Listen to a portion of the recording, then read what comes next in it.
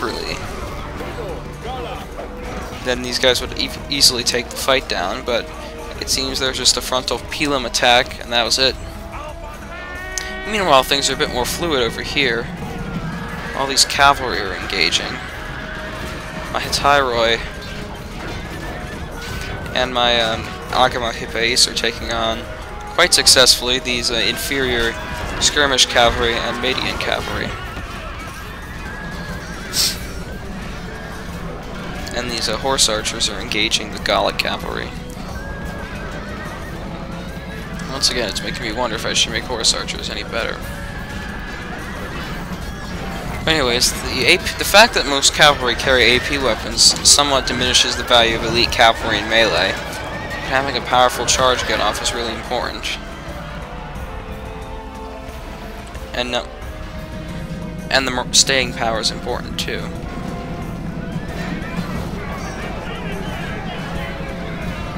Having these axemen engage in melee is fine, but the fact that they're unsupported means they'll probably be run over by cavalry fairly quickly. See, they break. And all the cavalry can just go down the line now. Now, finally the Argaraspides have found an opponent to engage. Not really a worthy opponent. And by this time my phalanx was pushed through the Pandadopoi phalanx, whereas the other phalanx combats have disintegrated to the point where my swordsmen can get in among them in melee. And these Korathori aren't really doing anything. While Vega continues to use his inaccurate Sardinians to pepper the back of his own allies with arrows.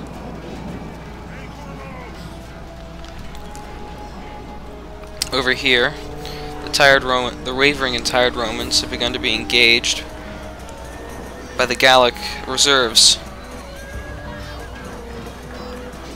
You can see that the Romans still have reserves ready too, which is something important. And Arjos makes a good decision here, pulls his overstretched Bataroi back so that he can use them as further reserves for further engagements. And these Apia Gaidutos are holding a thin part of the line, but they have some backup. Over here, you see sort of kind of phalanx player's dream. I have a bunch of enemies lined up right in front of my pikes, just getting stabbed to death.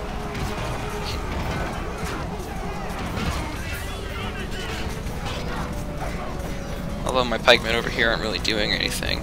These Argaraspides are fairly well occupied for now. The Korathori has always proved worthy opponents, but their tight formation proves vulnerable to flanking attacks.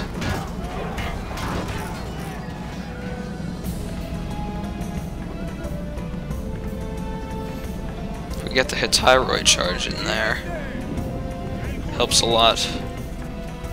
And I still have over 2/3 of my heavy cavalry force available at my disposal. I'll bring in my general's bodyguard to engage on the flank here.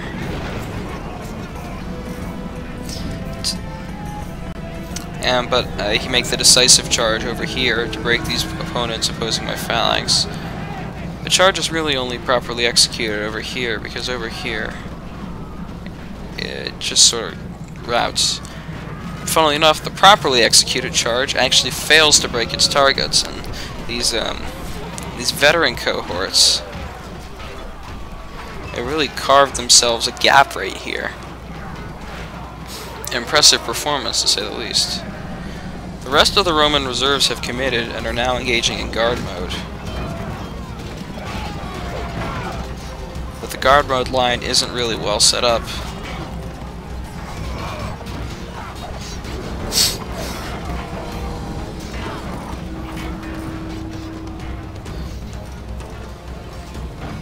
The veterans over here are doing quite well, holding off against all those Gauls. That's really impressive. But what's really the killer is the fact that all these cavalry can come in from behind now and just start to tear away at that Roman line as these barbarians engage from the front.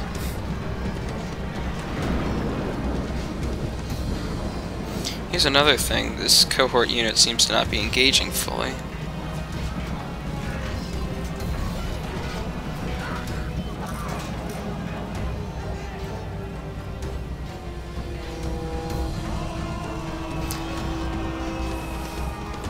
So yeah, what Vega seems to have lamented is that the fact he chose to assault head-on the guard mode units and got a bunch of his legionaries impaled upon their spears. He probably should have coordinated his assault more. That's something I feel is very important. You have to coordinate your assault against guard mode units every time you can, because otherwise it can be very difficult to break them.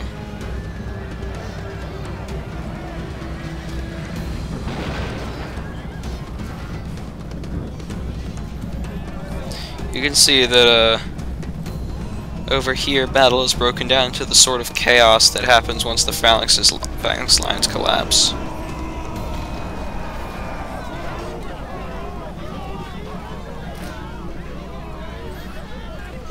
And these Karathori are still holding on after all this time.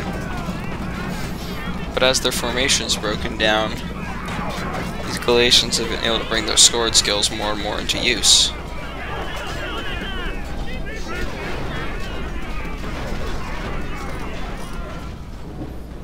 See all these Lugoi are still alive. It's almost a miracle. These Romans, though, even though they get hit back in the flank, they're still managing to chop through a number of these Gauls, despite all the cavalry pressure.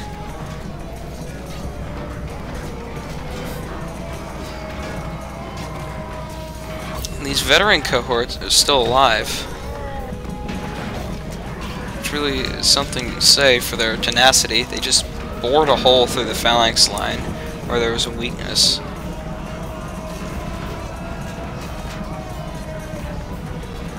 And this one over here too. All these enemies in front of it dead.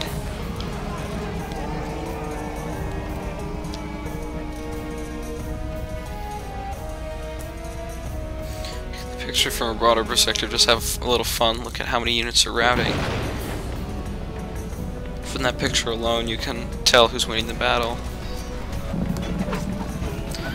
That's the thing about barbarians. As long as you can keep them together and fighting, and keep those barbarian units fighting, they will do some heavy damage. The thing is, barbarian units are prone to routing, and they're especially prone to chain routing. That's one reason why I refuse to put the command bonus back on these Viroducios, is because the command bonus is so important to the barbarians because their morale is typically lower, but their fighting skill in melee is typically higher.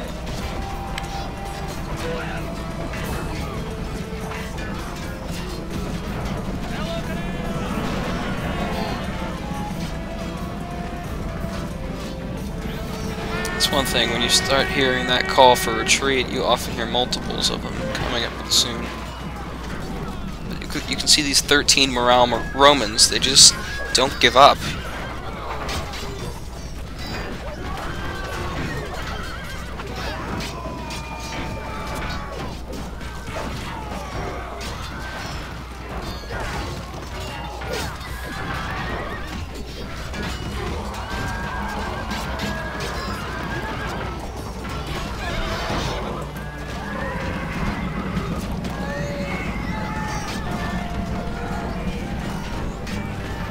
Finally, they start to crack, but only after they've all been ground to death.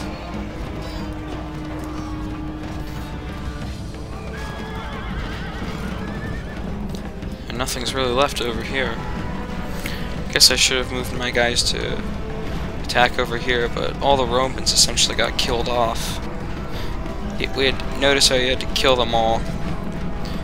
Whereas with a bunch of these Seleucid units with lower morale, you had to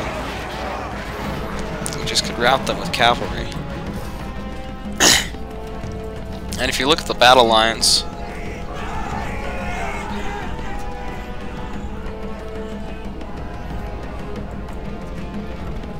you see these Romans all over the place. That's the battle results. As expected, the heavy cavalry all got massive amounts of kills because of their decisive role in this battle. My opponent really didn't have an effective heavy cavalry force to oppose them, which is something that's strange for the Seleucids, who usually have plenty of cataphracts or hetairoi to bring into battle.